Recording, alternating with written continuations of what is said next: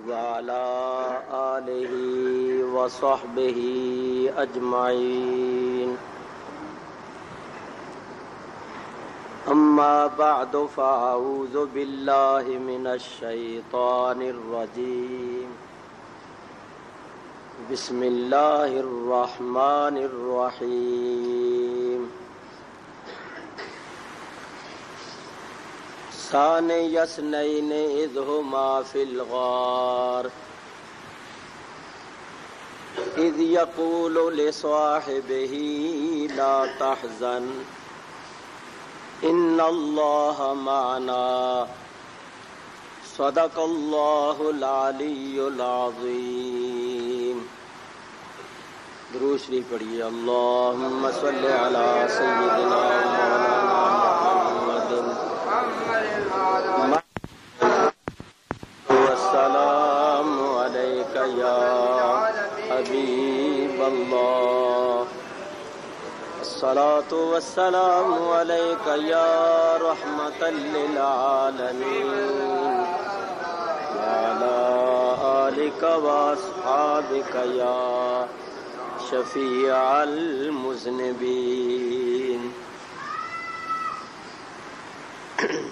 حمد و صلات کے بعد میرے لیے انتہائی خوشی کا مقام ہے کہ میں اپنے پیر خانے میں شرک پور شریف میں جمعہ پڑھنے کی سعادت حاصل کر رہا ہوں. میرے بزرگوں اور دوستوں نے مجھے موضوع دیا ہے سیدنا صدیق اکبر رضی اللہ تعالی عنہ کے فضائل اور آپ کے ساتھ تعلق رکھنے والے چند مسائل. اگرچہ جمعے کا وقت بہت مختصر ہوتا ہے لازمی ہمارا اہل سنت و جماعت کا یہ عقیدہ ہے کہ انبیاء و مرسلین کے بعد سب سے افضل اور سب سے اکرم حضرت سیدنا ابو بکر صدیق رضی اللہ تعالی عنہ. آپ کے بعد حضرت عمر فاروق ہیں، ان کے بعد حضرت عثمان غنی ہیں، ان کے بعد حضرت علی شیر خدا ہیں رضی اللہ تعالی عنہم اجمعین. حضرت ابو بکر صدیق رضی اللہ تعالی عنہ جو انبیاء و مرسلین کے بعد سب سے افضل ہیں، سب سے اکرم ہیں، یہ ہمارا عقیدہ خود ساختہ عقیدہ نہیں ہے، بناوٹی عقیدہ نہیں ہے، بلکہ یہ قرآن کریم سے ثابت ہے. آپ حضرات جانتے ہیں کہ کوئی ولی، کوئی کتب، کوئی غوث، کوئی ابدال کسی صحابی کے درجے کو نہیں پہنچ سکتا. اور حضرت ابو بکر صدیق رضی اللہ تعالی عنہ تمام صحابہ کرام میں بھی افضل اور اکرم ہے. یعنی انبیاء و مرسلین کے بعد اللہ تعالیٰ کی ساری مخلوق میں آپ سب سے بلند اور بالا ہے.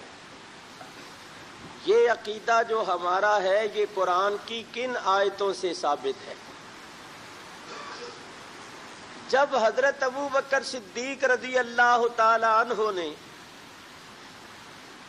حضرت بلال حبشی رضی اللہ تعالی عنہ کو بڑی گراں قیمت پر خرید کر آزاد کیا تو کچھ لوگوں نے آپس میں کہا کہ ابو بکر صدیق نے بلال کو بڑا مہنگا خریدا ہے، ایک اپنا غلام دیا ہے اور 7,000 درہم دیے ہیں۔ انہوں نے بلال کے سلسلے میں جو اتنا مال خرچ کیا ہے تو معلوم ہوتا ہے کہ کسی زمانے میں بلال نے ابو بکر پر کوئی احسان کیا ہوگا جس کا انہوں نے بدلہ دیا، تو اللہ تعالیٰ نے آیت اتاری۔ اللہ تعالیٰ ارشاد فرماتا ہے وَسَيُجَنَّبُهَا الْأَتْقَى، یہ جو اتقا ہے نا، اتقا صدیق اکبر، ان کو دوزخ سے بہت دور رکھا جائے گا۔ الَّذِي يُؤْتِي مَالَهُ يَتَزَكَّى، یہ جو اپنا مال دیتے ہیں اللہ تعالیٰ کی راہ میں، اور بلال حبشی کے خریدنے کے سلسلے میں جو انہوں نے مال دیا ہے تو اس لیے دیا ہے کہ یہ ظاہری اور باطنی تزکیے کا اعلیٰ مرتبہ اور مقام حاصل کرے۔ وَمَا لِأَحَدٍ عِندَهُ مِن نِعْمَةٍ تُجْزَىٰ إِلَّا ابْتِغَاءَ وَجْهِ رَبِّهِ الْأَعْلَىٰ، اللہ تعالیٰ نے فرمایا لوگو، تمہارا جو یہ گمان ہے، تم جو آپس میں یہ باتیں کرتے ہو کہ ابو بکر صدیق پر بلال کا کوئی احسان ہوگا جس کا انہوں نے بدلہ دیا ہے، تو سن لو، ابو بکر پر کسی کا کوئی احسان نہیں جس کا انہوں نے بدلہ دیا ہے، بلکہ انہوں نے حضرت بلال کو خرید کر آزاد کرنے کے سلسلے میں جو بہت زیادہ مال خرچ کیا ہے، تو اس مال خرچ کرنے سے ان کا مقصد صرف اور صرف اپنے پروردگار کی رضا مندی ہے۔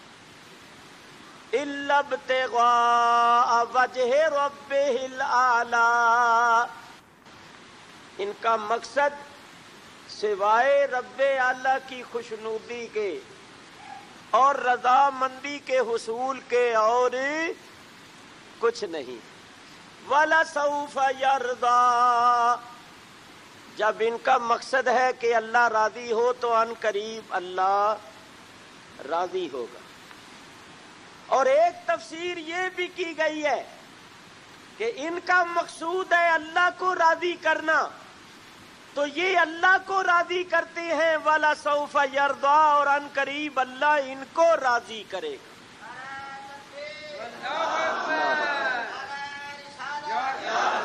یا رسول اللہ صلی اللہ علیہ وسلم، جو بات میں نے کرنی ہے وہ ذرا توجہ سے سنو۔ ان آیتوں میں اللہ تعالیٰ نے صدیق اکبر کو اتقا فرمایا ہے۔ وَسَيُجَنَّبُهَا الْأَتْقَىٰ، اتقا صدیق اکبر کو فرمایا ہے، اور اتقا کے معنی ہے بہت زیادہ متقی پرہیزگار۔ قرآن کی آیت سے ثابت ہوا کہ صدیق اکبر اتقا ہیں، اللہ تعالیٰ نے ان کو اتقا فرمایا ہے۔ اب دوسری آیت پڑھیے، اللہ تعالیٰ نبی کریم علیہ الصلوۃ والسلام کے صحابہ کو مخاطب کر کے فرماتا ہے اِنَّ أَكْرَمَكُمْ عِندَ اللَّهِ أَتْقَاكُمْ، اِنَّ أَكْرَمَكُمْ، بے شک تم میں زیادہ مکرم و معظم عند اللہ، اللہ کے نزدیک کون ہے؟ اتقاکم، جو تم میں اتقا ہے۔ ان دونوں آیتوں کو ملاؤ تو پہلی آیت میں اللہ تعالیٰ نے صدیق اکبر کو اتقا فرمایا، اور دوسری آیت میں اللہ تعالیٰ نبی کریم کے صحابہ کو مخاطب کر کے فرماتا ہے کہ اے میرے نبی کے صحابیوں، تم میں جو اتقا ہے وہ اللہ کے نزدیک زیادہ مکرم و معظم ہے۔ تو دونوں آیتوں کو ملا کر یہ نتیجہ نکلا کہ اللہ کے نزدیک زیادہ مکرم و معظم وہ ہے جو اتقا ہے، اور اللہ تعالیٰ نے خود صدیق اکبر کو اتقا فرمایا، لہذا صدیق اکبر نبی کریم علیہ الصلوۃ والسلام کے تمام صحابہ میں اکرم ہیں، افضل ہیں اور اعلیٰ ہیں۔ یہ مسئلہ قرآن کریم سے ثابت ہوا۔ اور سنیے، یہ تو ایک حقیقت ہے کہ نبی کریم علیہ الصلوۃ والسلام کے وصال کے بعد حضرت ابو بکر صدیق خلیفہ بنے، ان کے بعد حضرت عمر فاروق بنے، ان کے بعد حضرت عثمان غنی بنے، اور ان کے بعد حضرت علی خلیفہ بنے۔ آج کوئی کتنا بھی شور مچائے کہ وہ خلیفہ نہیں ہیں، وہ خلیفہ نہیں تھے، وہ خلیفہ برحق نہیں تھے، اس کے شور کو کون سنتا ہے؟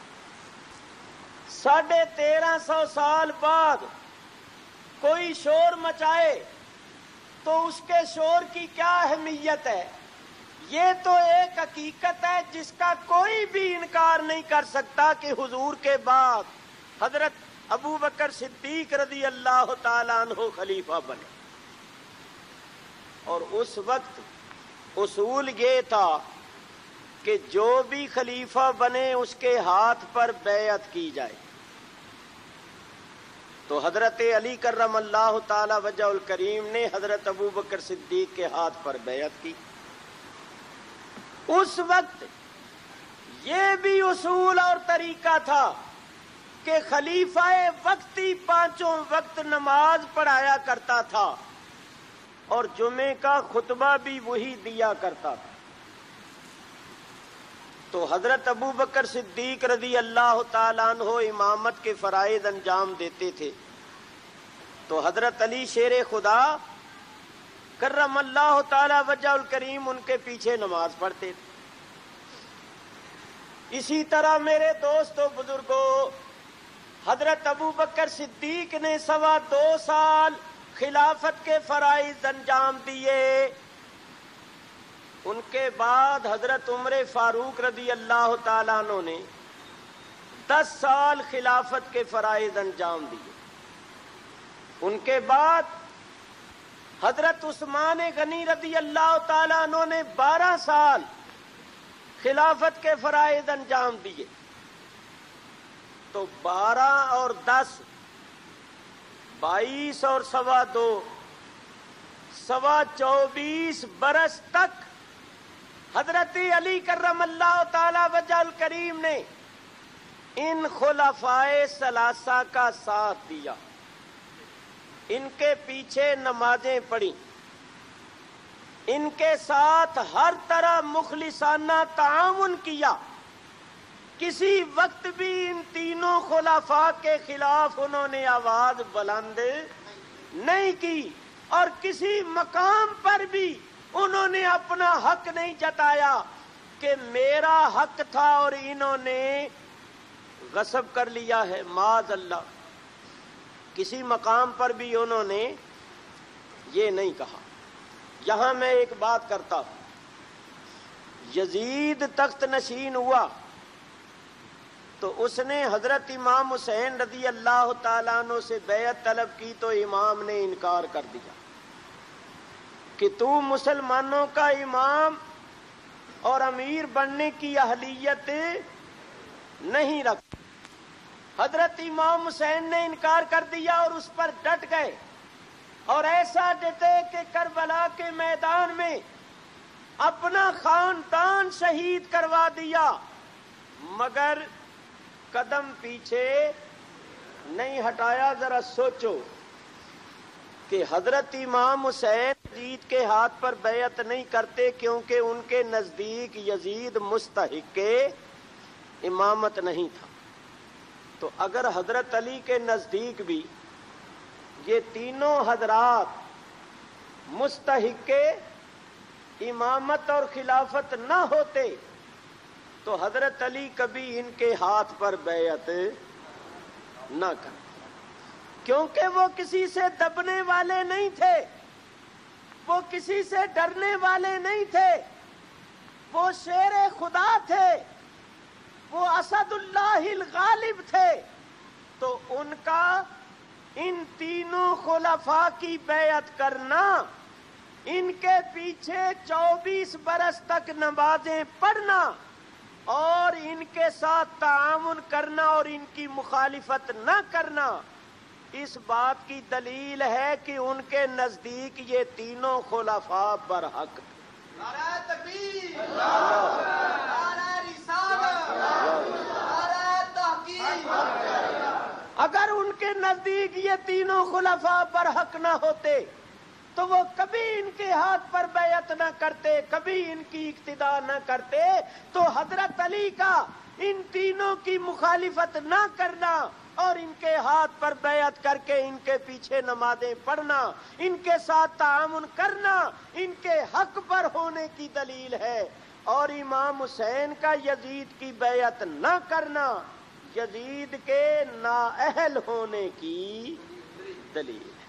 تو میرے بزرگوں اور دوستو، ہمارے نزدیک یہ تینوں خلفاء اسی ترتیب کے ساتھ خلیفہ برحق ہیں۔ ان تینوں کے بعد حضرت علی کرم اللہ تعالی وجہ الکریم خلیفہ برحق۔ ایک بات اور سنو، یہ بات نبی کریم علیہ الصلوۃ والسلام کے علم غیب پر دلالت کرتی ہے۔ سنو، مشکات شریف کے اندر حدیث موجود ہے، حضور نے فرمایا میرے بعد خلافت 30 برس تک رہے گی، اس کے بعد ملوکیت ہو جائے گی، یعنی بادشاہت ہو جائے گی۔ ویسے تو بنی امیہ کے جتنے حضرات ہیں ان کو بھی خلفاء کہا جاتا ہے، بنو عباس کے ان کو بھی خلفاء کہا جاتا ہے، خلفاء بنی امیہ، خلفاء بنی عباس۔ تو یہ جو خلیفے کا لفظ ہے یہ لفظ ہے اصطلاحی، لغوی معنی کے لحاظ سے کہ ایک کے بعد آنے والے کو خلیفہ کہا جاتا ہے، کیونکہ خلیفہ بنا ہے خلف سے، اور خلف کہتے ہیں پیچھے کو، یعنی جانے والے کے بعد جو دوسرا آتا ہے اس کو خلیفہ کہتے ہیں۔ لیکن نبی کریم نے جو فرمایا کہ میرے بعد خلافت 30 برس تک رہے گی، تو اس خلافت سے مراد ہے خلافت راشدہ علی منہاج النبوت، یعنی جو نبی کریم کے طریقے پر ہو، نبی کریم کے بالکل قدم پہ قدم ہو، اس خلافت کا نام ہے خلافت راشدہ۔ تو حضور نے فرمایا اس کی مدت 30 برس کی، اس کی مدت 30 برس۔ اسی واسطے سنو غور سے ذرا، حضور نے فرمایا علیکم بسنتی وسنت الخلفاء الراشدین، میں تم پر لازم کرتا ہوں اپنی سنت اور اپنے خلفاء راشدین کی سنت۔ نقطہ ہے بڑا عجیب، حضور نے خلفاء فرمایا اور خلفاء جمع ہے خلیفے کی۔ حضور نے فرمایا کہ میں تم پر اپنی سنت بھی لازم کرتا ہوں اور اپنے خلفاء راشدین کی سنت بھی لازم کرتا ہوں۔ راشدین بھی جمع کا صیغہ ہے جو راشد کی جمع ہے، تو سرکار نے خلفاء راشدین کی سنت اپنی سنت کی طرح ہم پر لازم کی۔ تو سرکار کے ارشاد سے ثابت ہوا کہ خلیفہ ایک نہیں ہوگا بلکہ خلفاء ہوں گے، خلفاء ہوں گے، خلفاء جو راشدین خلفاء ہیں۔ ایک طرف تو فرمایا خلفاء راشدین کی ہوں گے، ان کی سنت تم پر میری سنت کی طرح لازم ہے، اور دوسری طرف فرمایا خلفائے راشدین کی مدت 30 برس ہے. خلافت راشدہ کی مدت 30 برس ہے، اس کے بعد بادشاہی ہو جائے گی. تو آپ ذرا غور کرو، اگر حضرت علی کرم اللہ تعالی وجہہ الکریم پہلے خلیفہ ہوتے تو بتاؤ حضرت علی کی عمر شریف کتنی ہوئی ہے؟ انہوں نے کون سی ہجری میں وصال فرمایا ہے؟ یہ تو یاد ہونا چاہیے نا ہمیں. بولو بتاؤ کب وصال فرمایا انہوں نے؟ 40 ہجری میں. حضرت علی شیر خدا نے 40 ہجری میں وصال فرمایا. کیا مطلب کہ نبی کریم علیہ الصلوۃ والسلام کے وصال کے بعد 30 برس تک وہ حیات رہے، اور انہوں نے سرکار کے وصال کے 30 سال بعد وصال فرمایا. کیونکہ 10 سال حضور نے مدینہ طیبہ میں گزارے، ہجرت فرما کر 10 سال تو وہ گزر گئے نا. تو 30 سال یعنی 40 ہجری میں حضرت علی نے انتقال فرمایا. تو اگر حضرت علی ہی خلیفہ ہوتے تو ان کی عمر شریف حضور کے وصال کے بعد 30 برس تک تھی، اور ادھر خلافت کی مدت بھی 30 برس ہی ہے. تو اگر وہ پہلے خلیفہ ہوتے تو انہوں نے 30 برس تک زندہ رہنا تھا، تو پھر تو ایک ہی خلیفہ ہوتا، اور نبی کریم نے تو جمع کا صیغہ فرمایا. بھئی آپ حضرات سمجھے؟ آپ ذرا غور کریں گے تو پھر آپ پر یہ مسئلہ واضح ہوگا. حضور نے فرمایا علیکم بسنتی وسنت الخلفاء الراشدین، میں تم پر لازم کرتا ہوں اپنی سنت اور اپنے خلفاء راشدین کی سنت. تو خلفاء بھی جمع، راشدین بھی جمع، اور عربی میں جمع کم از کم 3 پر آتی ہے، زیادہ جتنے پر بھی ہو. تو نبی کریم کے ارشاد سے ثابت ہوا کہ نبی کریم کے خلفاء راشدین زیادہ ہوں، 3 سے زیادہ ہوں. اور دوسری طرف سرکار نے فرمایا کہ خلافت راشدہ کی مدت 30 سال ہے. تو اگر حضرت علی پہلے خلیفہ بنتے تو وہ حضور کے وصال کے بعد 30 برس تک ظاہری حیات میں رہے، اور 30 برس ہی خلافت کی مدت ہے. تو اگر وہ خلیفہ بنتے تو پھر تو ایک ہی خلیفہ ہوتا اور خلافت کی مدت ختم ہو جاتی اس پر. اور نبی کریم نے جمع کا صیغہ فرمایا ہے، تو قربان جائیے نبی پاک علیہ الصلوۃ والسلام کے بعد اسی ترتیب سے خلیفے بنے. جس کا پہلے وصال تھا وہ پہلے خلیفہ بنا، جس کا بعد میں تھا وہ بعد میں بنا، جس کا اس کے بعد میں وصال تھا وہ اس کے بعد بنا. حضرت ابوبکر صدیق کی خلافت 2.25 سال تھی. ان خلفاء میں سب سے پہلے انہوں نے انتقال کرنا تھا، تو پہلے خلیفہ بھی وہی بنے. ان کے بعد حضرت عمر کا وصال تھا تو ان کے بعد وہ بنے، اور ان کے بعد حضرت عثمان کا وصال تھا وہ بنے، ان کے بعد حضرت علی کا.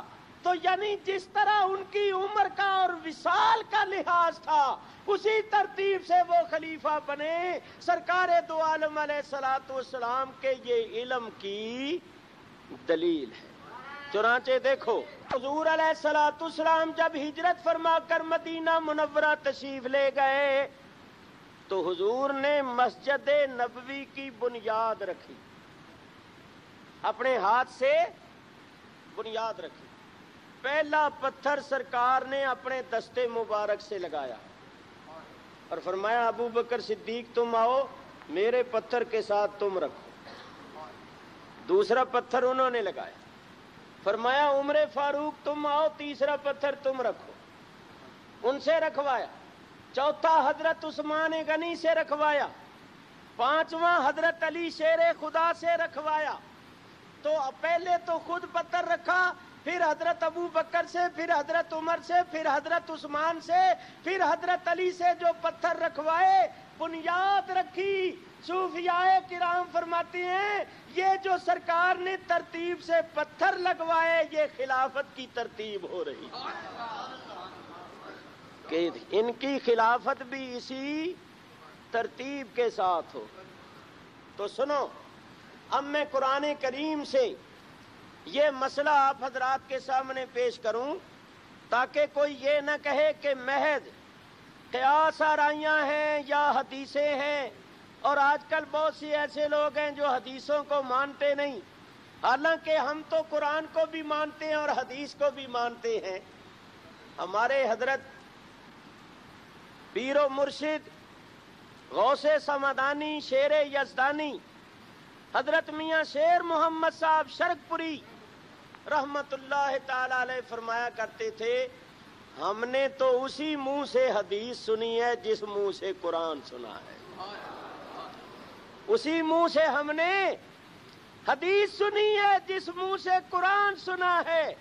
تو ہمارے نزدیک اللہ کا فرمان بھی برحق، رسول پاک علیہ الصلوۃ والسلام کا فرمان بھی حق۔ ہمارے واسطے دونوں کلاموں کی تاثیر اور برکت ایک ہے، اور دونوں کلاموں کی تعمیل ضروری اور لازم ہے۔ یہاں ایک بات میں اپنی طرف سے عرض کروں، یہ بات بڑی خاص بات ہے، مجمع عام میں کرنے والی نہیں، مگر میں کر دیتا ہوں۔ بتاؤ میرے پیر بھائیوں، شرک پور شریف کے رہنے والوں، حضرت ثانی صاحب قبلہ رحمت اللہ تعالی علیہ نے کتنے سال خلافت کے فرائض انجام دیے ہیں؟ 30 سال۔ یہ بڑی خاص بات۔ ثانی صاحب قبلہ نے 30 سال خلافت کے فرائض انجام دیے ہیں۔ تو سنو، حضرت میاں صاحب رحمت اللہ علیہ کی زندگی سرکار دو عالم علیہ الصلوۃ والسلام کی زندگی کا نمونہ تھی، اور حضرت ثانی صاحب قبلہ رحمت اللہ علیہ کی زندگی خلفائے راشدین کی زندگی کا نمونہ۔ نعرہ تکبیر، نعرہ رسالت، نعرہ تحقیق۔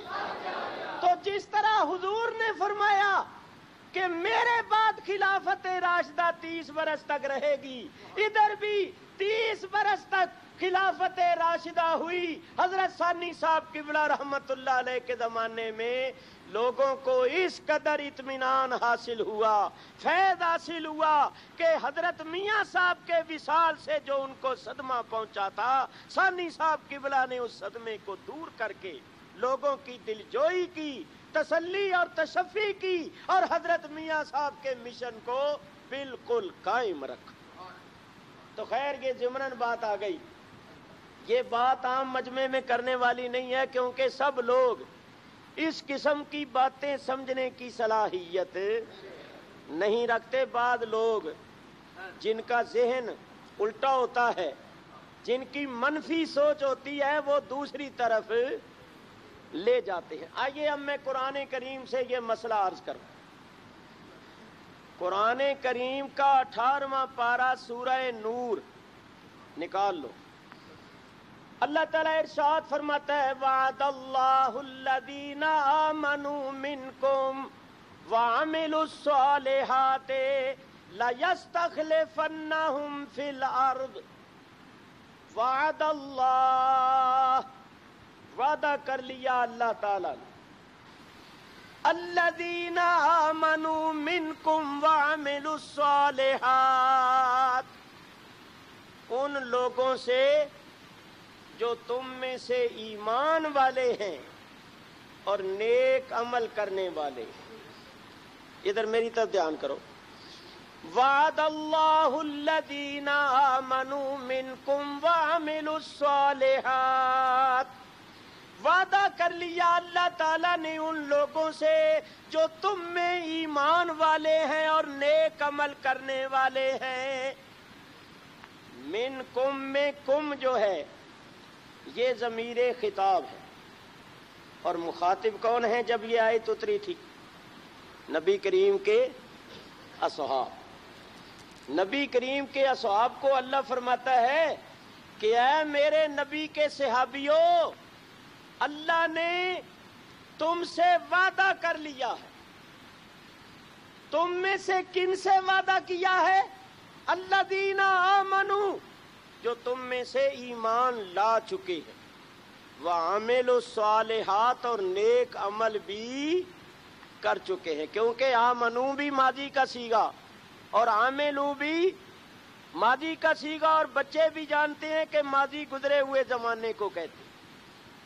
تو ماننا پڑے گا جب یہ آیت اتری تھی تو اس آیت کے اترنے سے وہ لوگ ایمان بھی لا چکے تھے، نیک عمل بھی کر چکے تھے، جن کے ساتھ اللہ تعالیٰ نے وعدہ کیا۔ وعد اللہ الذین آمنوا منکم وعملوا الصالحات۔ دیکھو، وعدہ بھی ماضی کا صیغہ ہے، مطلب یہ نہیں ہے کہ اللہ ان سے وعدہ کرے گا، نہیں، بلکہ اللہ نے ان سے وعدہ کر لیا۔ اللہ نے وعدہ کر لیا ان لوگوں سے جو اے میرے نبی کے صحابیوں تم میں ایمان والے اور نیک عمل کرنے والے ہیں۔ کیا وعدہ کر لیا؟ لَيَسْتَخْلِفَنَّهُمْ فِي الْأَرْضِ، کہ اللہ تعالیٰ ان کو ملک میں ضرور خلیفہ بنائے گا۔ جب اللہ ان کو خلیفہ بنائے گا تو ان کی خلافت کے زمانے میں کیا ہوگا؟ اللہ تعالیٰ ارشاد فرماتا ہے وَلَا يُمَكِّنَنَّ لَهُمْ دِينَهُمُ الَّذِي ارْتَضَىٰ لَهُمْ، جن کے ساتھ اللہ نے وعدہ کیا ہے نا خلیفہ بنانے کا، ان کی خلافت کے زمانے میں اس دین کو بڑی مضبوطی اور بڑا استحکام حاصل ہوگا، جو دین اللہ نے تمہارے لیے پسند کیا ہے۔ اور اللہ نے ہمارے لیے جو دین پسند کیا ہے وہ ہے دین اسلام۔ وَرَضِيتُ لَكُمُ الْإِسْلَامَ دِينًا، ایک نشانی تو یہ بتائی کہ جن کے ساتھ اللہ نے خلافت کا وعدہ کیا ہے ان کی خلافت کے زمانے میں دین کو بڑا استحکام اور بڑی مضبوطی حاصل ہوگی۔ دوسرا کیا ہوگا؟ وَلَيُبَدِّلَنَّهُم مِّن بَعْدِ خَوْفِهِمْ أَمْنًا، مسلمانوں اب جو تمہیں کافروں سے ڈر رہتا ہے کہ کافروں کی کثرت ہے، ان کے پاس ساز و سامان زیادہ ہے، ان کی قوت و شوکت زیادہ ہے، اب جو تم کافروں سے ڈرتے رہتے ہو، جب ان کی خلافت کا زمانہ آئے گا تو تمہارا یہ ڈر امن سے تبدیل ہو جائے گا۔ کوئی ڈر خوف نہیں رہے گا، بلکہ ملک میں ایسا امن ہوگا، ایسی سلامتی ہوگی کہ کوئی مسلمان کسی کافر سے نہیں ڈرے گا۔ اچھا، یہ قرآن کریم کی آیت ہے کہ اللہ تعالیٰ نے وعدہ کر لیا ہے ان لوگوں کے ساتھ جو ایمان لا چکے اور نیک عمل کر چکے ہیں۔ کس بات کا وعدہ کیا ہے؟ خلیفہ بنانے کا۔ تو پہلی بات یہ بتاؤ، ذرا سوچ کے بتاؤ کہ اللہ تعالیٰ نے جن لوگوں کے ساتھ وعدہ کیا وہی خلیفہ بنے یا کوئی دوسرا بن گیا؟ اگر یہ کہا جائے کہ اللہ نے وعدہ کیا تھا حضرت علی سے اور بن گئے حضرت ابو بکر صدیق، حضرت عمر، حضرت عثمان، تو اب دو باتیں کہنی پڑیں گی۔ ایک تو یہ کہ اللہ نے اپنا وعدہ پورا نہیں کیا، جو یہ عقیدہ رکھے گا اس کا ایمان بھی جائے گا، کیونکہ اللہ اپنے وعدے کے خلاف نہیں کرتا۔ لا یخلف اللہ وعدہ، اللہ اپنے وعدے کے خلاف کبھی نہیں کرتا۔ ان اللہ لا یخلف المیعاد، اللہ اپنے وعدوں کے خلاف کبھی نہیں کرتا۔ تو اگر یہ کہا جائے کہ اللہ نے وعدہ کیا تھا حضرت علی کے ساتھ اور بن گئے حضرت ابو بکر، حضرت عمر، حضرت عثمان، تو دو باتیں کہنی پڑیں گی۔ یا تو یہ کہو کہ اللہ نے اپنا وعدہ پورا نہیں کیا، یا یہ کہو کہ ان تینوں نے اللہ کو وعدہ پورا نہیں کرنے دیا، زبردستی खलीफा बन गए और अल्लाह की चलने नहीं दी, अल्लाह को अपना वादा पूरा करने नहीं दिया। दोनों सूरतों में ईमान जाता है। तो मानना पड़ेगा कि अल्लाह ताला ने जिन लोगों के साथ वादा किया था खलीफा बनाने का, अल्लाह ने अपने वादे के मुताबिक उन्हीं को खलीफा बनाया और वो खलीफा बने और उनकी खिलाफत के ज़माने में दीन इस्लाम को बड़ी मजबूती हासिल हुई, दीन को इस्तेकाम हासिल हुआ और मुसलमान जो पहले काफिरों से डरते रहते थे, उनका डर जो था, खौफ जो था, वो अमन और सलामती से तब्दील हो। हुआ कि हजरत अबू बकर सिद्दीक, हजरत उमर फारूक, हजरत उस्मान गनी, हजरत अली शेर खुदा, इन्हीं के साथ अल्लाह ने इसी तरतीब से वादा किया था। जिस तरतीब से अल्लाह ने वादा किया था, अल्लाह ने उस वादे को पूरा किया और अल्लाह के वादे के मुताबिक ये उसी तरतीब से खलीफा बने। और सुनो, अब बाद लोग क्या कहते हैं? बाद लोग कहते हैं कि हुजूर अलैहिस्सलातु वस्सलाम ने गदीर खुम के मौके पर हजरत अली की खिलाफत का ऐलान किया, हाथ पकड़ के फरमाया मन कुन्तो मौला हु फालियुन मौला। बस सिर्फ ये एक दलील है इनके पास, ये लिए फिरते मन कुन्तो मौला हु फालियुन मौला, कि हुजूर ने गदीर खुम के मौके पर हजरत अली का हाथ पकड़ के फरमाया जिसका मैं मौला हूं उसके अली भी मौला। ये इस हदीस से हजरत अली की खिलाफत साबित करते हैं। मैं इसके मुतल्लक अर्ज करता, असल में पहले हम लोग बाद में ऐसी बातें नहीं करते थे, क्योंकि आम लोग इस किस्म की बातें समझने की सलाहियत नहीं रखते थे, तो हम लोग ये बातें नहीं करते। लेकिन जब हमने देखा कि ये लोग हमारे ऊपर चढ़ते चले आ रहे हैं, हमारे खिलाफ पूरी तरह तैयार होकर मैदान में आ चुके हैं और हम पर इल्जाम और हम पर बोहतान और तरह तरह की बातें करके यहां तक के खुलफाए राशिदीन को भी गासिब और जालिम वगैरह कहने लग गए, तो अब हम भी मजबूर हो गए कि असल हकीकत लोगों के सामने रखें। सुनो, बड़े गौर से सुनो, मैं कहता हूं कि बहुत से दोस्तों ने ये बात पहले नहीं सुनी हो। हुजूर अलैहिस्सलातु वस्सलाम की ज़ाहिरी हयात में मुल्क यमन फतह हो चुका था, मुल्क यमन फतह हो चुका। जब मुल्क यमन फतह हुआ तो मुल्क यमन का जो माले गनीमत था वो बहुत ज्यादा था, क्योंकि पूरा मुल्क फतह हो गया था। तो वो माले गनीमत लेने के लिए हुजूर ने चंद सहाबा को भेजा। वो जो सहाबा गए माले गनीमत लेने के लिए, उन सहाबा का अमीर बनाया हुजूर ने हजरत अली शेर खुदा रदी अल्लाह ताला अन्हु। जैसे एक कमेटी बना दी जाती है ना, एक कमेटी बनाई कि जाओ मुल्क यमन का सारा माले गनीमत ले आओ, और उस कमेटी का हुजूर ने हजरत अली को अमीर बना दिया। जब ये लोग वहां गए तो हजरत अली ने एक ऐसा काम किया जो शरअन जायज था, मगर वो लोग अभी मुसलमान नहीं हुए थे, मुल्क फतह हुआ था, नए नए लोग थे। उन्होंने इस बात को बहुत बुरा समझा। अब अगर आप कहेंगे कि वो बात कौन सी थी, तो अगर बात मैंने ना की पूरी तरह तो आपके जहन में खिलजान रह जाए, तो मैं इशारतन अर्ज करता हूं। माले गनीमत में जो लौंडियां थीं और गुलाम थे, हजरत अली शेर खुदा ने उन लौंडियों में से एक लौंडी को अपनी सोहबत से मुशर्रफ फरमाया। अब समझ गए हो, मुल्क यमन के माले गनीमत में जो लौंडियां थीं, कनीजें थीं, गुलाम थे, حضرت علی نے ایک لونڈی کو اپنی صحبت سے مشرف فرمایا۔ ان لوگوں نے، یمن کے رہنے والوں نے اس بات کو بہت برا منایا کہ ان مسلمانوں نے ہمارا ملک فتح کر لیا ہے، ہماری عورتیں اور ہمارے مرد ان کے ہاتھ میں ہیں، تو انہوں نے ایسی بات کی ہے۔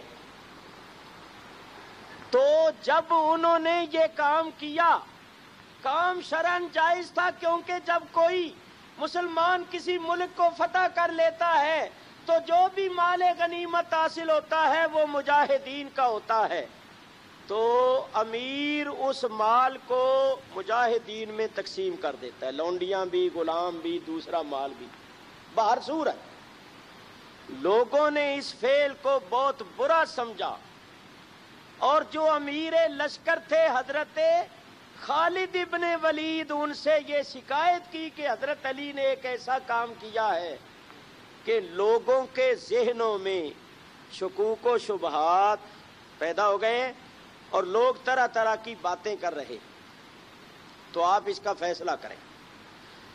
حضرت خالد ابن ولید نے فرمایا کہ یہ فیصلہ میں نہیں کرتا، ابھی حج کا زمانہ آ رہا ہے، تم لوگ بھی حج کرنے جا رہے ہو اور نبی کریم علیہ الصلوۃ والسلام بھی آئیں گے مدینہ منورہ سے، تو میرے بجائے نبی کریم کی خدمت میں یہ بات عرض کرنا، حضور علیہ الصلوۃ والسلام جو فیصلہ فرمائیں اس فیصلے پر عمل کرنا۔ تو یمن کے باشندے حج کرنے آئے اور ان کا یہ مقصد تھا کہ ہم حضور کی خدمت میں یہ شکایت کریں کہ حضرت علی نے ایسا کیا ہے، کرم اللہ تعالی وجہہ الکریم۔ حج کے دوران ان کو حضور کی بارگاہ میں یہ شکایت کرنے کا موقع نہ ملا۔ حضور نے جب حج کر لیا اور حج کرنے کے بعد لوگ اپنے اپنے شہروں اور اپنے اپنے علاقوں اور اپنے اپنے ملکوں کی طرف چلے گئے، کیونکہ اس وقت حج کے بعد مدینہ شریف جانے کا تو مسئلہ نہیں تھا نا، کیونکہ حضور ظاہری حیات میں تھے۔ اب ہم لوگ تو حج کرنے کے بعد حضور کے روضہ انور کی زیارت کے لیے جاتے ہیں، تو اس وقت تو جتنے لوگ حج کرنے آئے تھے انہوں نے روضہ کیا، خود سرکار کی زیارت کی تھی، خود سرکار کی زیارت کی، سرکار کے ساتھ حج کیا تھا۔ تو لوگ حج کے بعد اپنے اپنے شہروں اور اپنے اپنے علاقوں کی طرف چلے گئے۔ حضور علیہ الصلوۃ والسلام کے ساتھ وہ لوگ تھے جو مدینہ شریف کے تھے یا جو ملک یمن کے تھے۔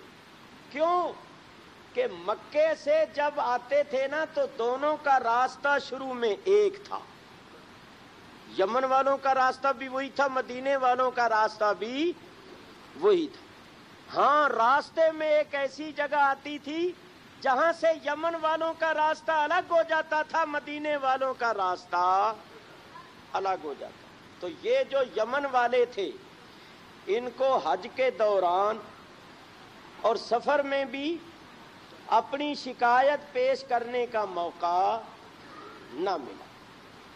جہاں سے ان کے راستے الگ الگ ہوتے تھے وہاں نبی کریم علیہ الصلوۃ والسلام ٹھہرے، اس جگہ کا نام ہے غدیر خم۔ خم نام ہے گاؤں کا اور غدیر کہتے ہیں تالاب کو۔ تو وہاں ایک گاؤں تھا خم اور باہر اس کے تالاب تھا جس میں پانی بھرا ہوا تھا، تو نبی کریم نے فرمایا کہ یہاں ٹھہر جاؤ کیونکہ یہاں پانی ہے، وضو وغیرہ کرنے میں آسانی رہے۔ ادھر میری طرف آپ بالکل دھیان رکھیں، مسئلہ میں نے بڑا نازک چھیڑ دیا۔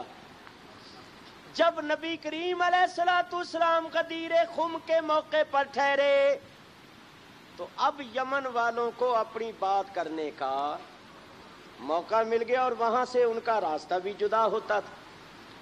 نماز کے بعد بیٹھے ہوئے تھے کہ ایک صاحب اٹھے اور انہوں نے اٹھ کر حضور سے اجازت مانگ کر گفتگو کی جیسے تقریر کرتے۔ اس تقریر میں انہوں نے حضرت علی کے خلاف باتیں کی اور حضرت علی کی شکایت۔ پھر دوسرے صاحب کھڑے ہو گئے، پھر تیسرے صاحب کھڑے ہو گئے، یعنی حضرت علی کے خلاف وہ تقریریں کرنے لگ گئے اور حضرت علی کی شکایتیں کرنے لگ گئے. ان کا انداز ایسا تھا کہ ان کے انداز سے یہ پتہ چل رہا تھا کہ ان کے دل میں حضرت علی کی نفرت پیدا ہو رہی ہے، اور اگر اس نفرت کو ختم نہ کیا گیا تو وہ مولا فعلی مولا، جس کا میں مولا اس کے علی بھی مولا. جو مجھے دوست رکھتا ہے وہ علی کو بھی دوست رکھتا ہے، جو مجھے محبوب رکھتا ہے وہ علی کو بھی محبوب رکھتا ہے. پھر حضور نے دعا فرمائی اللہم وال من والا ہو وعاد من عادا ہو. اے اللہ جو علی سے محبت رکھے تو بھی اس سے محبت رکھ، اور جو علی سے عداوت اور دشمنی رکھے تو بھی اس سے عداوت اور دشمنی رکھ. یہ ہے واقعہ.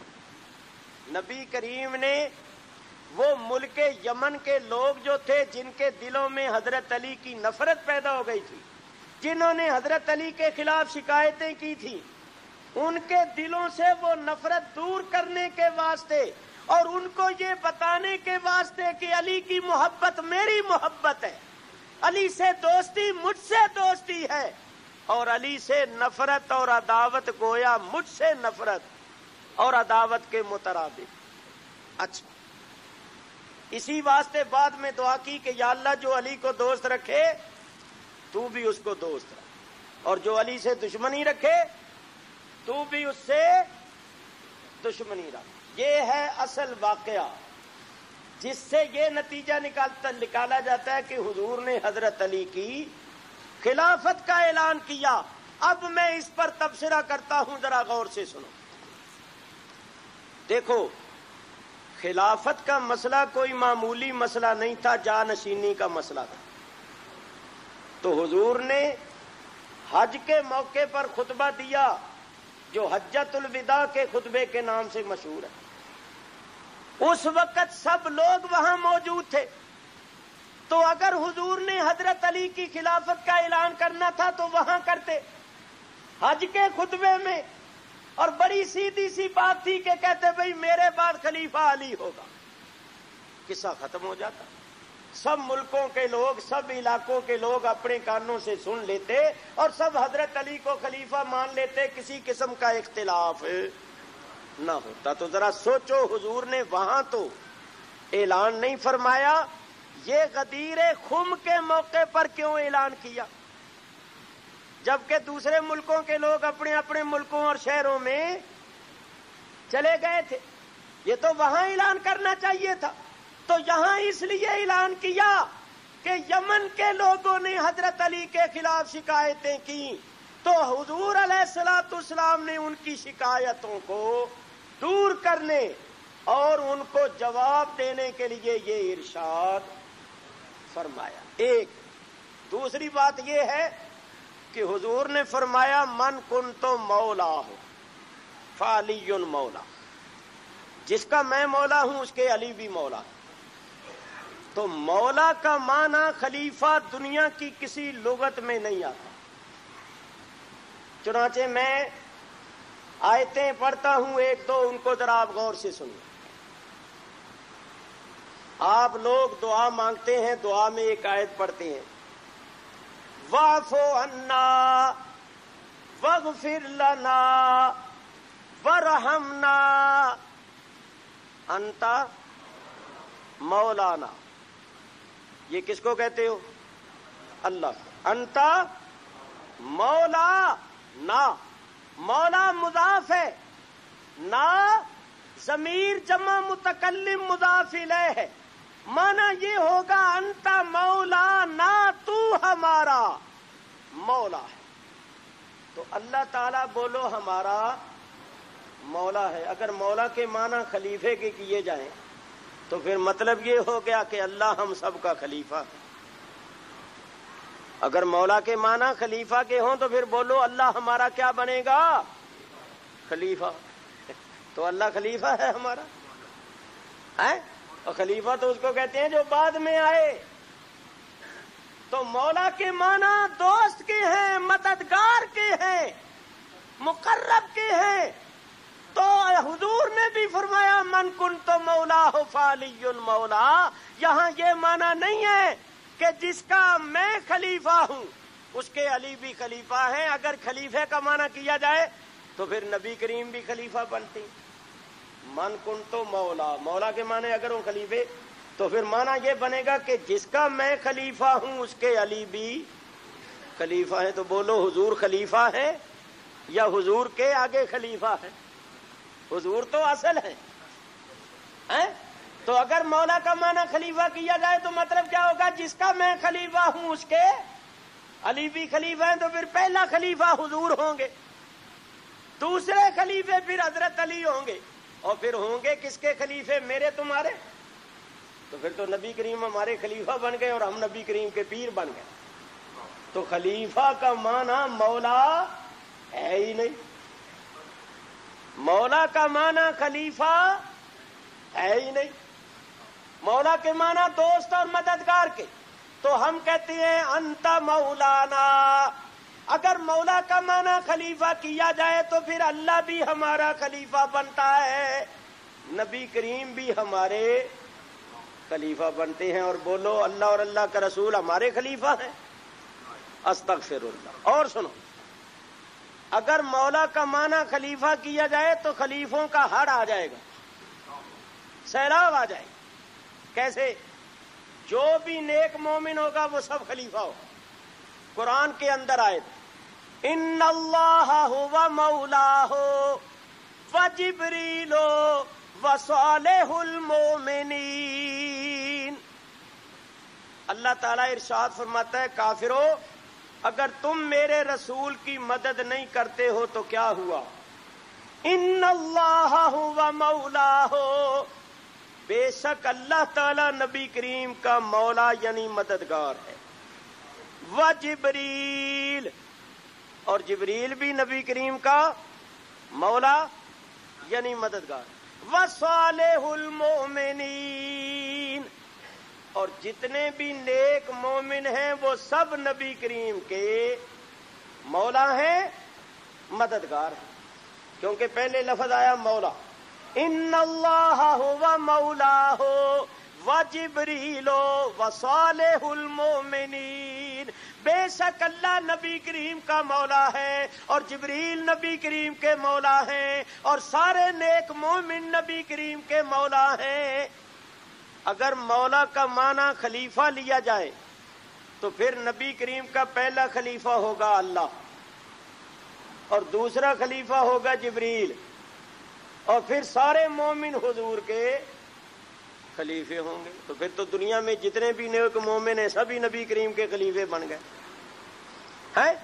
تو مولا کا معنی خلافت ہے ہی نہیں. مولا کا معنی خلیفہ کسی لغت میں نہیں آتا.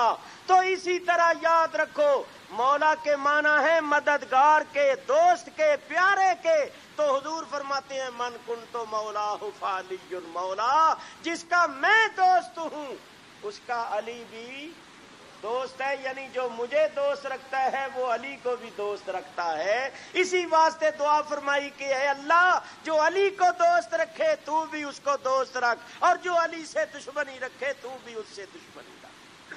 تو چونکہ مقابلے میں دشمنی کا لفظ آیا ہے لہذا یہاں مانا ہوگا مولا کا دوست، کیونکہ دوست کے مقابلے میں دشمن کا ذکر آتا ہے اور دوستی کے مقابلے میں دشمنی کا ذکر آتا ہے. تو یہاں مولا بمانا دوستی لیا جائے گا اور کوئی معنی مراد نہیں ہوگا. الحمدللہ میں نے قرآن سے یہ ثابت کر دیا کہ حضرت ابو بکر صدیق خلیفہ برحق ہے اور پہلے خلیفہ، دوسرے خلیفہ حضرت عمر فاروق، تیسرے حضرت عثمان غنی اور چوتھے حضرت علی شیر خدا کرم اللہ تعالی وجہ الکریم. اور یہ بھی ثابت کر دیا قرآن سے کہ حضرت ابو بکر صدیق رضی اللہ تعالیٰ عنہ حضور کے تمام صحابہ میں زیادہ مکرم و معظم ہیں.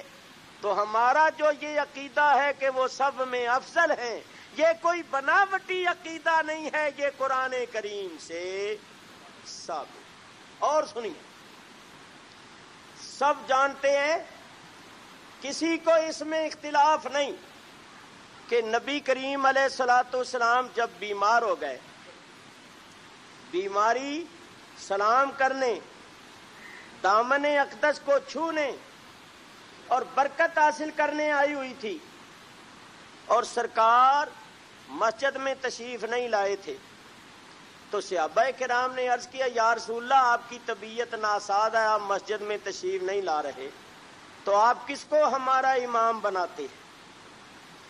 کس کے لیے حکم فرماتے ہیں کہ وہ ہمارا امام بنے اور ہم اس کے مقتدی بنے؟ تو اس میں کسی کا اختلاف نہیں، سب مانتے ہیں کہ حضور علیہ الصلوۃ والسلام نے نام لیا حضرت صدیق اکبر کا رضی اللہ تعالی، ٹھیک ہے نا؟ حضور نے کیا فرمایا کہ امامت کے فرائض صدیق اکبر انجام، صدیق کو اپنا امام بناؤ اور سب ان کے مقتدی بنو۔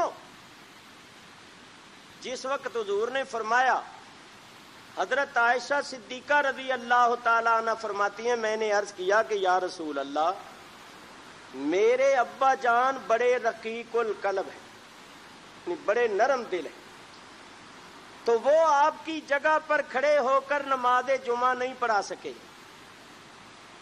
تو آپ کسی اور کو حکم دیجئے جو قوی القلب ہو، ذرا طاقتور قلب رکھنے والا ہو، جو آپ کی جگہ پر کھڑے ہو کر خطبہ دے اور نماز پڑھا سکے۔ میرے ابا جان بڑے نرم دل ہیں تو وہ نماز نہیں پڑھا سکے۔ حضور نے فرمایا نہیں، ابو بکر صدیق کو ہی اپنا امام بناؤ۔ حضرت عائشہ نے پھر دوبارہ عرض کیا تو حضور نے فرمایا عائشہ یہ میں نہیں کہہ رہا، اللہ فرما رہا ہے، یہ اللہ کا حکم،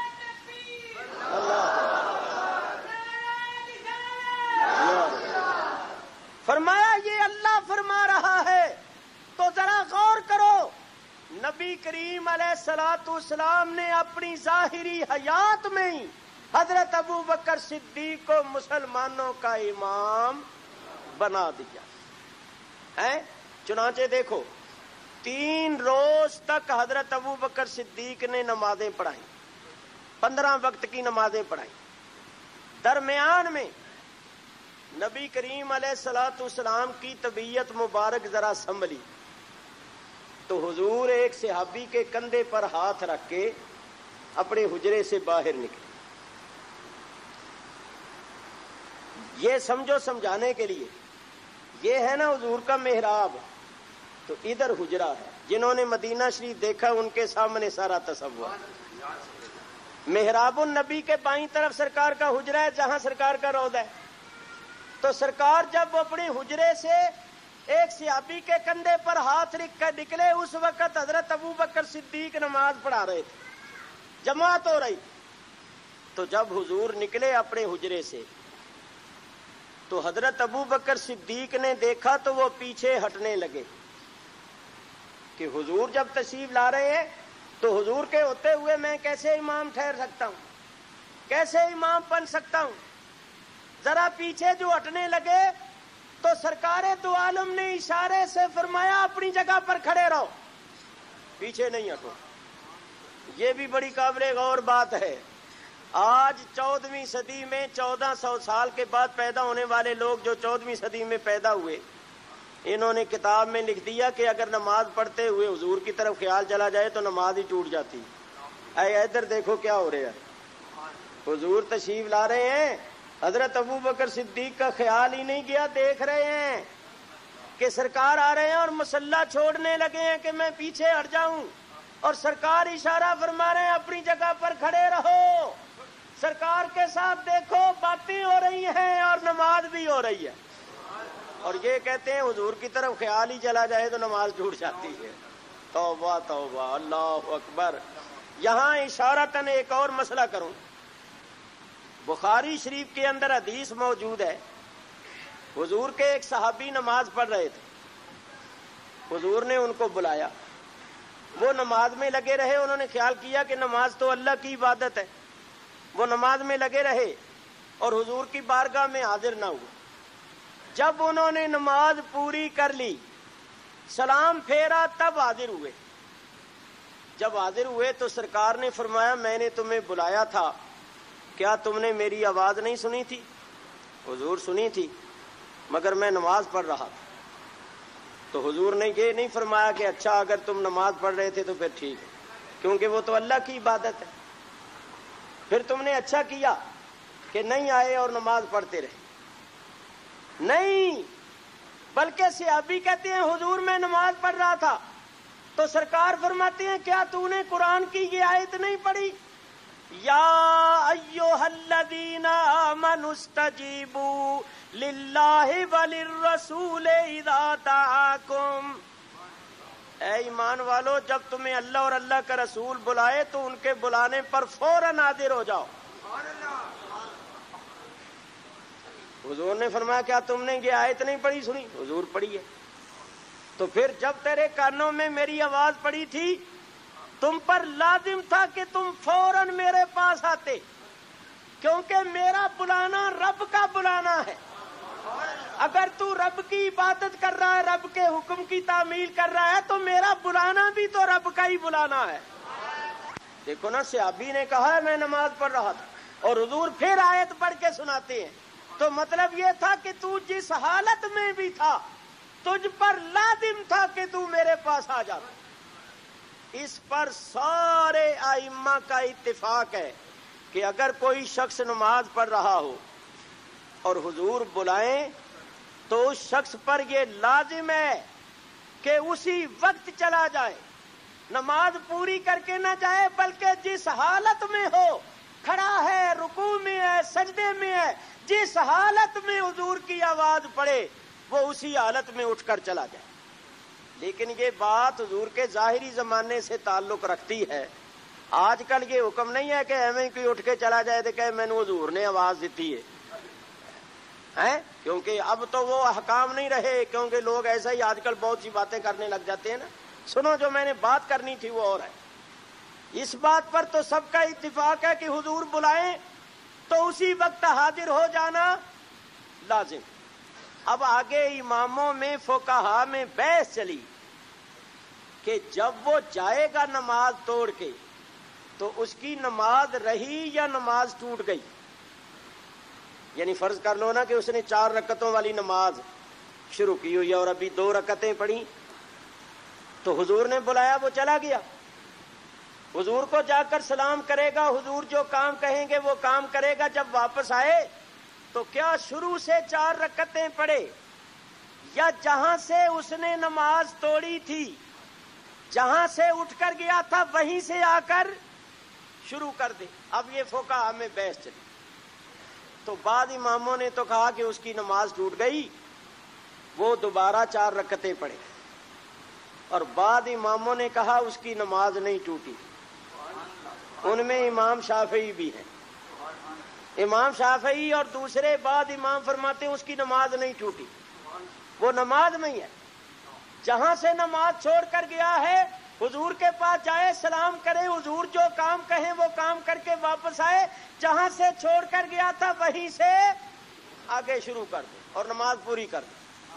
تو لوگوں نے کہا جی نماز کیسے ٹوٹی؟ اس کا تو منہ قبلے کی طرف سے پھر گیا، اس کا تو سینہ قبلے کی طرف سے پھر گیا، اور جس کا سینہ قبلے کی طرف سے پھر جائے اس کی نماز ٹوٹ جاتی ہے۔ اور دوسری بات یہ ہے کہ وہ حضور کو جا کر سلام کرے گا، اگر نہیں کرے گا تو بے ادبی ہوگی، اور کرے گا تو پھر اس کی نماز ٹوٹ گئی، کیونکہ نماز کے اندر جب کسی سے کلام کیا جائے یا کسی کے سلام کا جواب دیا جائے تو نماز ٹوٹ جاتی، تو نماز کیسے رہی؟ تو امام صاحب نے فرمایا اس کی نماز نہیں ٹوٹی، اس لیے کہ بے شک اس کا سینہ قبلے کی طرف سے پھر گیا، مگر یہ بھی تو دیکھو کہ پھرا کس طرف۔ اگر قبلے کی طرف سے سینہ پھرا تو پھرا اس کی طرف جو قبلے کا بھی قبلہ ہے۔ اللہ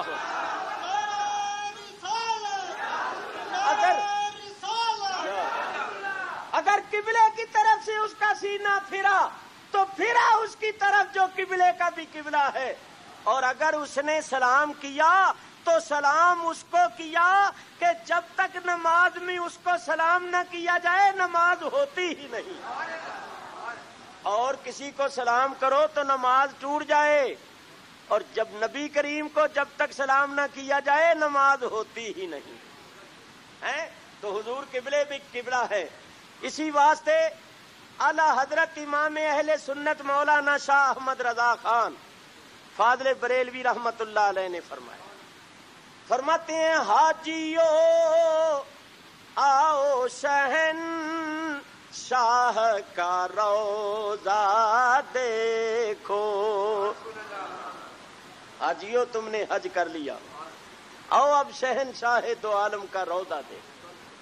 حاجیو آؤ شہنشاہ کا روضہ دیکھو، کعبہ تو دیکھ چکے، کعبے کا کعبہ دیکھو، کعبہ تو دیکھ چکے، کعبے کا کعبہ دیکھو۔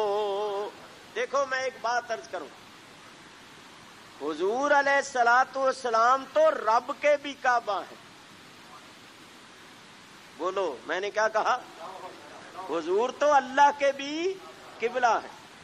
اب یہ بات ایسی ہے جو بڑی طاقتور بات ہے، کمزور دل بیمار آدمی اس بات کو ہضم نہیں کر سکتا، اس کو اپنے دل میں نہیں رکھ سکتا۔ اپنے پنجابی کہتے ہیں ہضم نہیں کرتا ہوں، آپ کے جسم کا بال بال مانیں کہ حضور علیہ الصلوۃ والسلام اللہ کے بھی قبلہ ہے، اور یہ میں نہیں کہہ رہا، اللہ کا فرمان ہے، وہ بعد میں پیش کروں گا، پہلے مسئلہ آپ کی خدمت میں عرض کروں۔ پہلے یہ سنو قبلہ کہتے کس کو ہے؟ قبلہ کے معنی کیا ہے؟ قبلہ کے معنی ہے ما یتوجہ الیہا، جس کی طرف توجہ رہے۔ قبلہ کا معنی کیا ہے؟ جس کی طرف توجہ رہے، جس کی طرف منہ کیا جائے، جس کی طرف منہ کیا جائے، جس کی طرف توجہ رہے، اس کو کہتے ہیں قبلہ۔ اب ہمارا جو قبلہ ہے، جس قبلے کی طرف ہم منہ کر کے نماز پڑھتے ہیں، بولو اس قبلے کی ہم نماز پڑھتے ہیں یا اللہ کی نماز پڑھتے ہیں؟ نماز تو اللہ کی پڑھتے ہیں، عبادت اللہ کی کرتے ہیں، منہ قبلے کی طرف کرتے ہیں، کہتے ہیں نا منہ طرف قبلے شریف۔ قبلے کی ہم عبادت نہیں کرتے، قبلے کی طرف منہ کرتے ہیں، کیونکہ قبلہ اس کو کہتے ہیں جس کی طرف توجہ رہے، جس کی طرف منہ کیا جائے۔ تو اللہ تعالیٰ قرآن پاک میں ارشاد فرماتا ہے وَلِكُلٍّ وِجْهَةٌ هُوَ مُوَلِّيهَا، وَلِكُلٍّ وِجْهَةٌ، ہر ایک کا کوئی نہ کوئی وجہہ ہے، هُوَ مُوَلِّيهَا، جس کی طرف وہ مائل ہے، جس کی طرف وہ مائل ہے، ہر ایک کا ایک وجہہ ہے۔ تو وجہہ کہتے ہیں قبلے کو۔ صاحب تفسیر روح المعانی فرماتے ہیں وجہتن اے قبلتن، وجہہ کے معنی ہے قبلہ، قبلے کی طرف بھی منہ کیا جاتا ہے، توجہ کی جاتی ہے، تو وجہہ وہ جس کی طرف یعنی وجہ چہرہ کیا جائے، منہ کیا جائے، تو وہ کہتے ہیں وَلِكُلٍّ وِجْهَةٌ هُوَ مُوَلِّيهَا، ہر ایک کا کوئی نہ کوئی قبلہ ہے۔ اس آیت کے تحت صاحب تفسیر روح المعانی فرماتے ہیں فَقِبْلَةُ الْمُقَرَّبِينَ الْعَرْشُ وَالرُّوحَانِيِّينَ الْكُرْسِيُّ وَالْكَرُّوبِينَ الْبَيْتُ الْمَعْمُورُ، فرماتے ہیں جو اللہ کے مقرب فرشتے ہیں ان کا کعبہ ہے عرش، اور جو روحانیین فرشتے ہیں ان کا کعبہ ہے کرسی، اور جو کروبین فرشتے ہیں ان کا کعبہ ہے بیت المعمور۔ اسی طرح انہوں نے فرمایا کہ اللہ تعالیٰ نے ارشاد فرمایا ہے میرے محبوب تجھ سے جو پہلے نبی تھے ان کا قبلہ تھا بیت المقدس، اور یہ قبلہ ابراہیمی ہے میرے حبیب تیرا قبلہ ہے. لیکن یہ بات جو آگے کر رہا ہوں وہ غور سے سنو. اللہ نے فرمایا واہ یا قبلہ تو جیسا دیکھا، اے میرے محبوب یہ قبلہ ابراہیمی تیرے جسم کا قبلہ ہے. وقبلہ تو روح کا فانا، اور میرے محبوب تیری روح کا قبلہ میں ہوں. کیا مطلب کہ اے میرے محبوب جب تو میری عبادت کرتا ہے تو تیرا منہ تو اس قبلے کی طرف متوجہ ہوتا ہے، لیکن تیری روح میری طرف متوجہ ہوتی ہے. جسمانی طور پر تیرا منہ قبلے کی طرف اور روحانی طور پر تیرا منہ میری ذات کی طرف. وہیا قبلہ تو جیسا دیکھا، یہ قبلہ ابراہیمی تیرے جسد کا قبلہ ہے اور تیری روح کا قبلہ پیارے میں ہوں. وقبلتی انتا، اور محبوب میرا قبلہ تو ہے. میرا قبلہ مطلب یہ نہ سمجھنا کہ اللہ حضور کی طرف منہ کر کے کسی کی نماز پڑھتا ہے، نہیں. مطلب یہ ہے کہ جس طرح ہر ایک کی توجہ کا کوئی مرکز ہے، اس طرح میرے پیارے فرشتوں کی توجہ کا مرکز عرش، بعض فرشتوں کی توجہ کا مرکز کرسی، بعض فرشتوں کی توجہ کا مرکز بیت المعمور، تجھ سے پہلے نبیوں کی توجہ کا مرکز بیت المقدس، تیرے جسم کی توجہ کا مرکز قبلہ ابراہیمی، تیری روح کی توجہ کا مرکز میں، اور پیارے میری توجہ کا مرکز تو. میری توجہ ہر وقت تیری طرف رہتی ہے. تو یاد رکھو میں عرض یہ کر رہا تھا کہ حضور علیہ الصلاۃ والسلام، حضور علیہ الصلاۃ والسلام تو اللہ کی توجہ کا مرکز بھی ہیں اور سب کی توجہ کا مرکز ہیں. تو حضور اگر کسی کو بلائیں نماز میں تو اس پر لازم ہوتا ہے کہ وہ حضور کی بارگاہ میں حاضر ہو جائے. تو دیکھو حضور نے حضرت ابو بکر صدیق کو امام بنایا اور فرماتے ہیں میں نہیں کہہ رہا، اے عائشہ صدیقہ اللہ فرما رہا ہے. تو نبی پاک علیہ الصلوۃ والسلام نے امام بنایا تو بات کر رہا تھا کہ آپ نے 3 دن تک 15 وقت کی نماز پڑھائی. 15 وقت. تو ایک مرتبہ ایسا ہوا کہ حضور کی ذرا طبیعت سنبھلی تو حضور تشریف لائے. ایک صحابی کے کندھے پر ہاتھ رکھ کے تشریف لائے. حضرت ابو بکر صدیق نماز پڑھا رہے تھے، یہاں سے شاخ نکلی. جس وقت سرکار آئے حضرت ابو بکر پیچھے ہٹنے لگے تو سرکار نے ہاتھ سے اشارہ فرمایا کہ کھڑے رہو. کھڑے رہے. حضور آ کر حضرت ابو بکر صدیق کے بائیں طرف بیٹھ گئے، کیونکہ ذرا طبیعت ناساز تھی نا، آپ نے بیٹھ کر نماز پڑھنی شروع کر. اس وقت کیفیت کیا تھی؟ اس وقت کیفیت یہ تھی کہ نبی کریم امام تھے صدیق اکبر کے، اور صدیق اکبر امام تھے ساری جماعت. صدیق اکبر جب حضور آ کر بیٹھے تو حضور امام ہو گئے، تو صدیق اکبر حضور کے اشاروں کے مطابق کر رہے تھے اور ساری جماعت صدیق اکبر کے اشاروں کے مطابق کر رہی تھی. تو گویا نبی پاک صدیق اکبر کے امام تھے اور صدیق اکبر سارے صحابہ کے امام تھے. تو نبی پاک نے اپنی ظاہری حیات میں یہ نقشہ جما کے دکھا دیا کہ لوگوں تمہارے امام صدیق اکبر ہیں اور صدیق اکبر کا امام میں صدیق اکبر کا امام اور صدیق اکبر تم سب کے امام. چنانچہ بعد میں جب خلافت کا سوال پیدا ہوا تو صحابہ نے اسی دلیل کو سند بنایا. صحابہ نے کہا جس کو نبی پاک نے ہمارا امام بنایا ہے وہ دنیا و آخرت میں ہمارا امام ہے. جس کو نبی پاک نے ہمارے آگے کھڑا کیا ہے ہم اس کو پیچھے نہیں ہٹا سکتے. اچھا، تو صدیق اکبر کے فضائل کے سلسلے میں چند باتیں آپ حضرات نے سنی. اب میں صرف 2 باتیں کر کے گفتگو ختم کر رہا ہوں. الحمدللہ ہم اہل سنت و جماعت حضرت سیدنا صدیق اکبر کے طریقے پر ہے۔ یہ اذان میں حضور کا نام پاک سن کر انگوٹھے چومنا بولو کس کی سنت ہے؟ حضرت صدیق اکبر ہے۔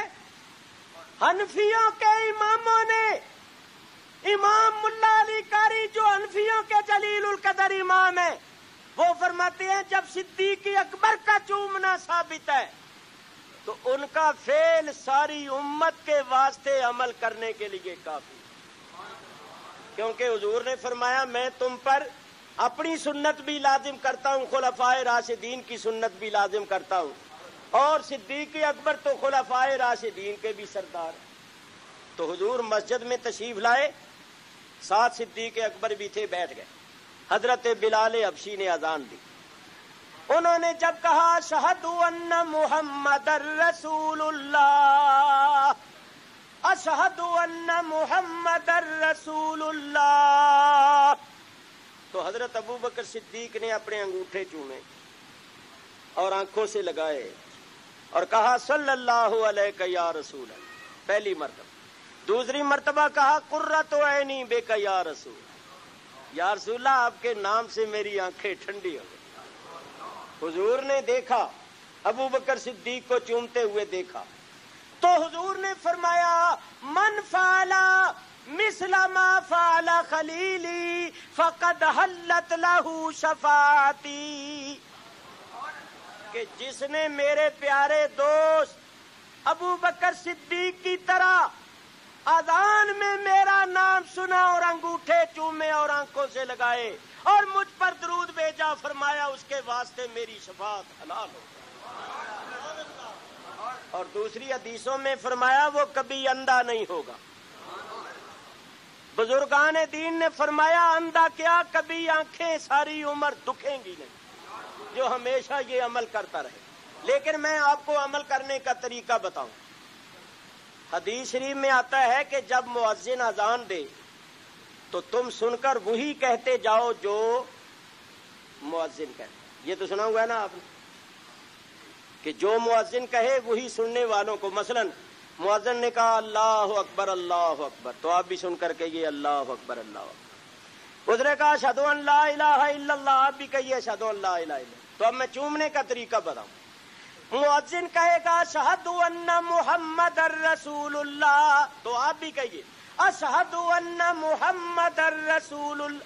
جب آپ یہ کلمہ پڑھیں نا اور آپ کے لبوں پر جب حضور کا نام ہو، اس وقت آپ کے انگوٹھے کے ناخن اور یہ کلمے کی انگلی دونوں لبوں کے ساتھ لگے، یعنی آپ کے لبوں پر ہو حضور کا نام، اشہد ان محمدن، لبوں پر حضور کا نام ہو اور یہ کلمے کی انگلی اور یہ انگوٹھے کا ناخن لبوں کے ساتھ لگا ہو، یعنی جب لبوں پر حضور کا نام آیا تو اس نام کا اثر ہوگا انگوٹھوں میں اور کلمے کی انگلی میں۔ جب آنکھوں تک چلے جاؤ گے تو وہ برکتیں وہاں تک پہنچ جائیں۔ میرے کہنے کا مطلب یہ صرف چوما نہ کرو، ساتھ کلمہ بھی پڑھا کرو، اور جب حضور کا نام ہو لبوں پر اس وقت تمہارے انگوٹھے اور یہ کلمے کی انگلی انگوٹھے لبوں کے ساتھ لگی ہو، ادھر نام مبارک لبوں پر آئے تو اس کی برکت ہو انگوٹھے اور انگلی کے اندر اور وہی آنکھوں تک پہنچ۔ اچھا ایک بات اور سن لو پھر میں ختم کر رہا، کیونکہ مجھے یہ کہا گیا ہے کہ کبھی کبھی دیر ہو جائے، کیونکہ مہمان تو کبھی کبھی آتے ہیں نا۔ کہا کہ 3 بجے ہم خطبہ پڑھیں گے، تو صرف 5 منٹ میں نے ایک بات عرض کرنی ہے، پھر خطبہ ہوگا اور پھر جماعت ہوگا۔ میرے بزرگوں اور دوستوں، آپ نے بارہا یہ واقعہ سنا ہوگا کہ جب حضرت ابو بکر صدیق رضی اللہ تعالیٰ عنہ کا آخری وقت آیا تو آپ نے صحابہ کرام کو بلایا، ان میں حضرت علی شیر خدا بھی تھے۔ حضرت علی شیر خدا نے نبی کریم علیہ الصلوۃ والسلام کو غسل دیا، حضور نے وصیت فرمائی، فرمایا تھا علی تم مجھے غسل دینا اور میرے کپڑے نہ اتارنا۔ حضور نے فرمایا تھا مجھے ننگا نہ کرنا، کیونکہ اگر کسی کی نظر میرے پردے کی جگہ پر پڑ گئی تو وہ اندھا ہو جائے گا۔ تو یاد رکھنا یہ مسئلہ، حضور کو جب غسل دیا گیا حضور کے کپڑے نہیں اتارے گئے، بلکہ حضرت علی نے اپنی آنکھوں پر پردہ ڈال لیا تھا کہ کہیں کسی طرح بھی میری نظر حضور کی ایسی جگہ پر نہ پڑ جائے جہاں حضور نے منع فرمایا۔ تو ذرا دھیان کرو، اب انہوں نے غسل دینا ہے اور احتیاط بھی بڑی ہے، کپڑے بھی نہیں اتارے اور کروٹیں شروٹیں بدلنا پڑتی ہیں اور ادب کا مقام ہے۔ تو حضرت علی فرماتے ہیں میں حیران ہوتا تھا کہ جب میں حضور کو غسل دے رہا تھا تو میں پانی ڈال رہا تھا اور کروٹیں حضور خود ہی بدل رہے تھے۔ نعرہ تکبیر، نعرہ رسالت، نعرہ رسالت۔ حضور حیات النبی ہے، زندہ ہیں، میاں اولیاء اللہ سے ایسی باتیں ثابت ہیں، تو سرکار کی تو بہت بڑی شان۔ تو حضرت ابو بکر صدیق نے حضرت علی سے فرمایا ہے علی، جن پیارے پیارے ہاتھوں سے تم نے نبی کریم کو غسل دیا تھا انہی ہاتھوں سے مجھے بھی غسل دینا، اور غسل دے کر کافور ملنا، خوشبو لگانا، کفن پہنانا، اور میری نماز جنازہ پڑھ کر مجھے حضور کے روضہ انور پر لے جانا اور کہنا یا رسول اللہ آپ کا یار غار ابو بکر صدیق حاضر ہے۔ اگر حضور اپنی حجرہ مبارکہ کا دروازہ خود بخود کھول دیں اور فرما دیں کہ میرے پاس دفن کر دو تو کر دینا، ورنہ مسلمانوں کے قبرستان جنت البقیع میں دفن کر دو۔ اب ذرا غور کرو، یہ وصیت کون کر رہا ہے؟ حضرت ابو بکر صدیق۔ اور کن کو کر رہا ہے؟ صحابہ کرام کو، جن میں بڑے بڑے صحابہ ہیں، حضرت عمر بھی حیات، حضرت عثمان بھی، حضرت علی بھی، سب، کیونکہ نبی کریم کے وصال کے 2.25 سال بعد حضرت ابو بکر صدیق کا وصال ہو گیا۔ تو سب صحابہ کو یہ وصیت ہو رہی ہے، تو چاہیے تھا وہ صحابہ کہتے کہ ابو بکر یہ کیسی باتیں کرنے لگ گئے ہو، دروازہ کون کھولے گا؟ نبی کریم تو قبر میں ہیں، کیا قبر سے نکل کر دروازہ کھولیں گے؟ اور فرمائے گا کون میرے پاس دفن کر دو، کبھی مردے بھی بولے؟ تو صدیق اکبر کا وصیت کرنا اور صحابہ کرام کا اس پر عمل کرنا اس بات کی دلیل ہے کہ ان سب کا عقیدہ یہ تھا کہ حضور حیات النبی، حضور جو چاہیں جس طرح چاہیں تصرف فرما سکتے ہیں۔ لو بڑی بڑی حدیث کی کتابیں تو آپ کیا لیں گے، تفسیر کبیر کہاں لیں گے، خصائص کبریٰ کہاں ڈھونگیں گے، اور زرقانی شریف کہاں سے لیں گے؟ مولوی اشرف علی صاحب تھانوی جو دیوبندیوں کے بڑے مولوی ہیں، انہوں نے یہ واقعہ اپنی کتاب جمال الاولیاء کے اندر لکھا۔ حضرت ابو بکر صدیق کے انہوں نے حالات لکھے ہیں، تو یہ لکھا ہے جو میں آپ کو سنا رہا، تھانوی صاحب نے بھی لکھا ہے۔ یہ اس لیے بتا رہا ہوں کہ اگر کوئی کہے نا غلط ہے، ان کو تیرے بابے نے لکھا ہے، غلط ہے تو پھر تیرے بابے نے لکھا ہے، بولو نے غلط لکھا کہ صحیح لکھا ہے، وڈیاں نو تو چھڈ، ہاں تو ساڈیاں نو چھڈ، تہاڈے وڈے نے لکھا، اور بات اپنی طرف سے نہیں لکھی، یہ تو واقعہ ہے جو بڑی بڑی حدیث اور تفسیر کی کتابوں میں موجود ہے۔ امام فخر الدین رازی رحمت اللہ علیہ نے تفسیر کبیر کے اندر اس کو نقل کیا، امام جلال الدین سیوطی نے خصائص کبریٰ میں نقل کی۔ خیر، جنازہ مبارکہ لے گئے، حجرہ شریفہ کے سامنے رکھا اور سلام عرض کر کے کہا یا رسول اللہ آپ کا یار غار ابو بکر حاضر ہے۔ تو خود بخود حجرہ مبارکہ کا دروازہ کھل گیا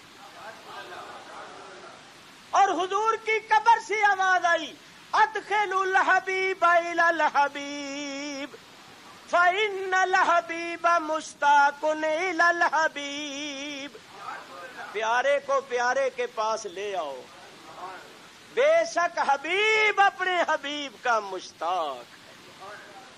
میرے بزرگوں، خامخواہ حضور کے ساتھ نہیں سوئے، حضور نے خود سلایا ہے۔ کیوں نہ سلاتے؟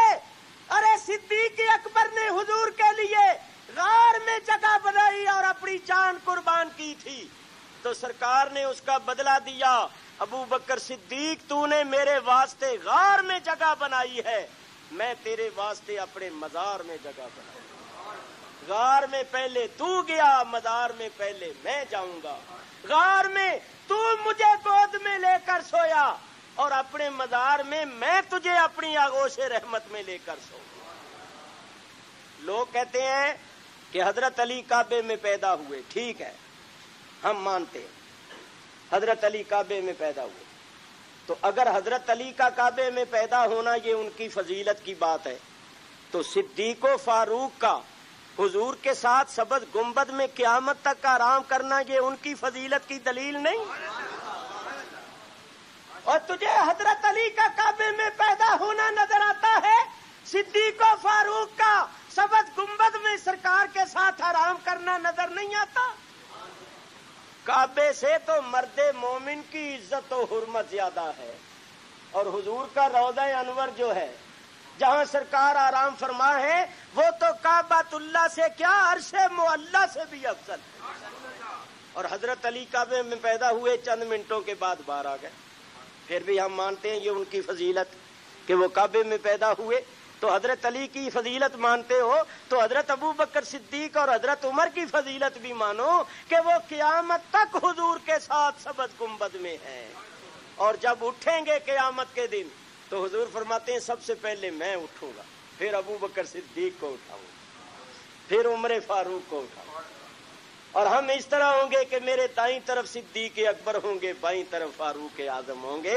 دنیا میں بھی ساتھی, غار میں بھی ساتھی, قبر میں بھی ساتھی, حشر میں بھی ساتھی, اور جنت میں بھی ساتھی. تو حضرت ابو بکر صدیق کے فضائل بیان نہیں ہو سکتے. جمعے کا وقت بہت تھوڑا ہوتا ہے, 3 کا وقت ہو گیا. میں ان الفاظ پر گفتگو ختم کر رہا ہوں. حقیقت یہ ہے کہ میں نے اپنے بھائی نیک محمد صاحب سے یہ کہا کہ بھائی میں شرکپور شریف حاضر ہو جاؤں گا, حاضری کے لیے جمعہ پڑھوں گا, مگر میں خود جمعہ نہیں پڑھاؤں گا کیونکہ میرا پیر خانہ ہے, مجھے وہاں یعنی حاضری دینی چاہیے, اور حضرت صاحب زادہ صاحب قبلہ کے پیچھے میں جمعہ پڑھ لوں گا. تو انہوں نے فرمایا کہ اتفاق سے حضرت صاحب زادہ صاحب باہر تشریف لے گئے, تو بہت ہی مجبور کیا تو میں حاضر ہو گیا ہوں, ورنہ میں اس جگہ پر امام نہیں بننا چاہتا اور مقتدا نہیں بننا چاہتا, میں تو غلاموں کا غلام ہوں. مجھے شرکپور شریف کے نام سے عقیدت ہے, اور جتنے شرکپور شریف کے باشندے ہیں میں سب کا احترام کرتا ہوں, میرے قلب کی گہرائیوں میں سب کی عقیدت اور محبت ہے. اللہ تعالیٰ اس بستی کو آباد رکھے, اللہ تعالیٰ اس شہر کے باشندوں کو آباد رکھے, اور 2 جہانوں میں اپنی رحمتوں برکتوں سے نوازے. واہ کرو.